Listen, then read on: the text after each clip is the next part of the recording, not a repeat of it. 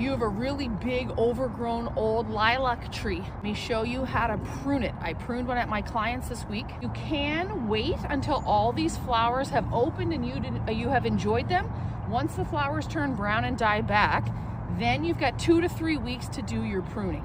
We try not to take more than 30% or a third of the tree's live wood away in any given year. Now, you could have pruned this in March. You could have done this beforehand. You're not hurting the plant if you prune it before the flowers.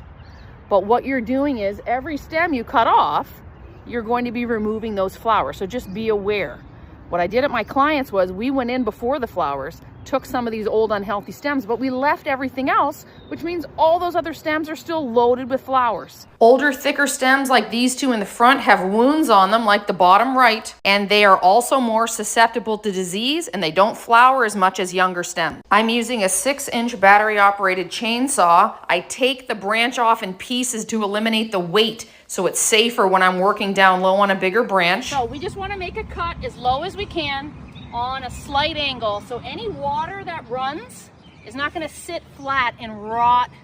There's a link in my bio or in the pinned comment to my Amazon shop so you can see the saw that I use. I want you to be careful using it though. Even though it's small and battery operated, it can still do some damage. I don't want anyone getting hurt. The other tool you can use that I brought in case we needed it is a pocket saw. So the manual version, right? If we have a look at how much live wood, first of all, there's so much live wood on this that even just taking those two off, I think you can still take more.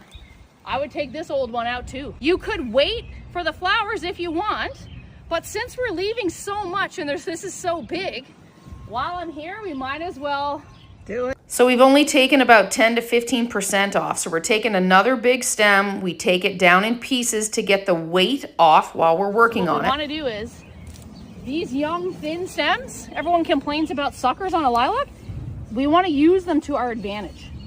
We want to let those grow, take these old ones out to let sun in here, and let these young ones take over. They're more resilient to disease and they flower better. We get lilac borers that will come in on these old stems and burrow into the wood, eat and chew the inside and kill the tree from the inside out. So it's better for health, it's going to look better, and it'll just make sure your lilac lasts longer. So now I've made a little bit of room to work. I went in with my hand pruners to remove some of the small stems to make a safe area for me to work. Next year I would come back and remove more of these thick old stems so the plant is more vigorous, healthy, and has more flowers.